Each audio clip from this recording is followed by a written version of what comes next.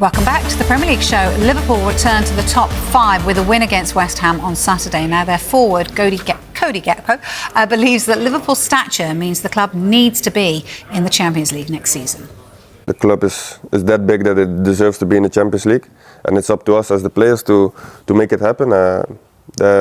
We are close at the moment, but yeah, we need to keep winning games and to gather the points to be in the top 4, and I think it's doable. But yeah, we have to do it together. I think the boss said in this very room actually to us the other week that you pretty much need to be perfect. Yeah, we pretty much need to be. Yeah, we play also United, we play Chelsea, so also vital games for that spot. So yeah, we cannot slip up anymore. Brad, would you agree with his sentiments? You know, a club like Liverpool has to be in the Champions League. Yes, and I really like how he put it, that it's the players' responsibility to get them there. I like that. I really do. I grew up a Liverpool supporter, and the club does deserve, as a club, I mean, you have to perform and you play to get there. And he's right, and they have good enough players to do it. And they do almost need to be perfect. Had an incredible season last season, and you know, this is where the greatest thing about Liverpool supporters, no matter what happens in between the matches when people can talk, they'll get behind their team. They're really well-educated football fans, and they appreciate good football. So they're the supporters that can really help kick the team on. And because they'll know that from the first minute, so it's West Ham, I believe, on Saturday, they'll know in the first minute if the team's on it, and they'll get behind them. And it can be, especially in the European nights midweek, it can be one of the most majestic atmospheres in global football. Yeah, I would agree with that. In terms of Slot's future, I mean, arguably it's a discussion that should we even be having, given what he did last season. But if they don't make the Champions League, do you think he'll be under any threat? I would hope not. You know, Liverpool historically hasn't been a hire and fire club.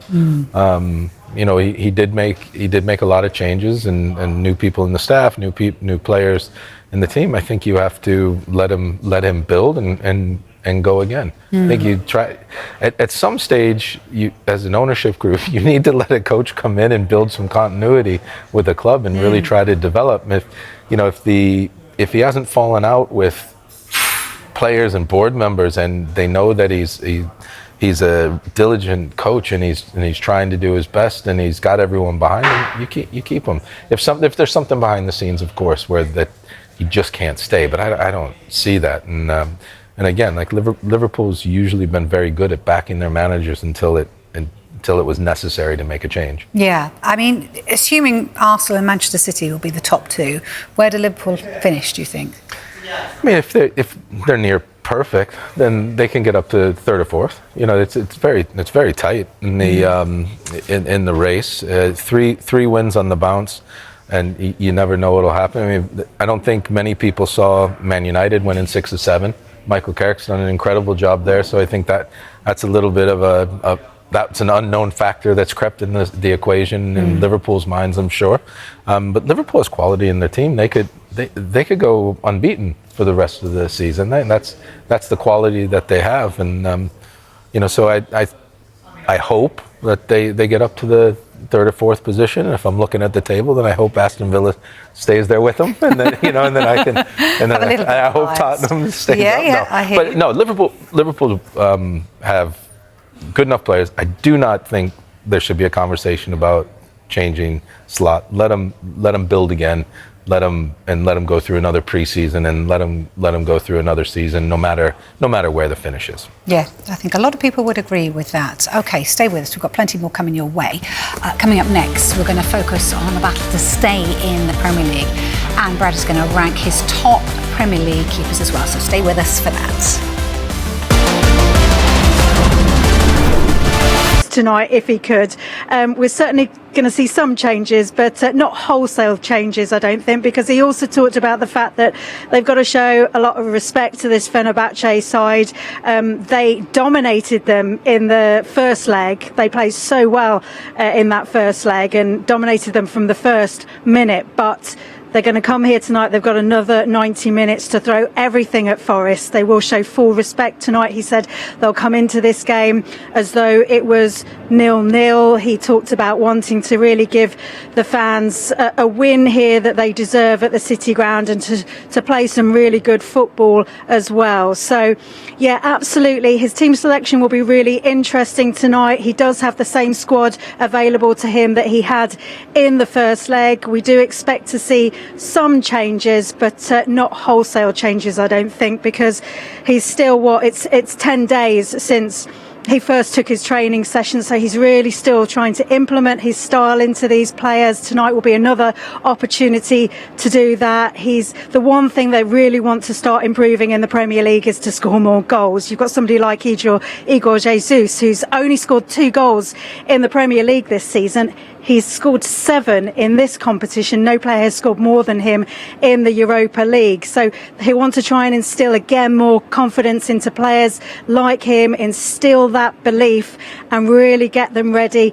Continue momentum of these positive performances he's had in his first 2 games. He'll want to continue that tonight to take that through to those all-important games in the Premier League, away at Brighton on Sunday and then away at Manchester City next Wednesday. But the focus tonight very much on Europe, on the Europa League, under the lights against Fenerbahce, 3-0 up. Let's see how it ends after 90 minutes, though. Indeed. Thank you very much, Kirsty. Right, Crystal Palace, meanwhile, are in Europa Conference League action tonight. A must-win game, you'd have to say, against the Bosnian side, Zrinjski Mostar. Gary Cottrell is there at Selhurst Park for us. So look, Gary, Palace, 10 points above the relegation zone at the moment. Do you think he'll go all out to win his second trophy at Palace tonight?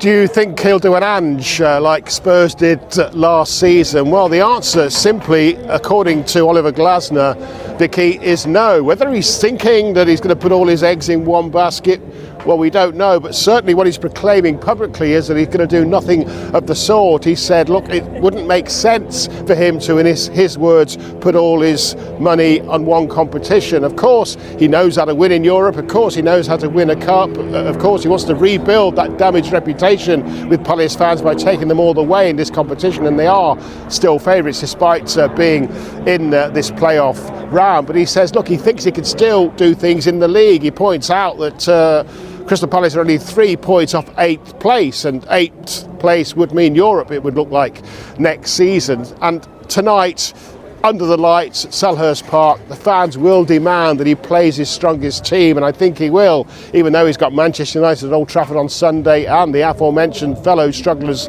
Tottenham Hotspur at the Tottenham Hotspur Stadium a week tonight.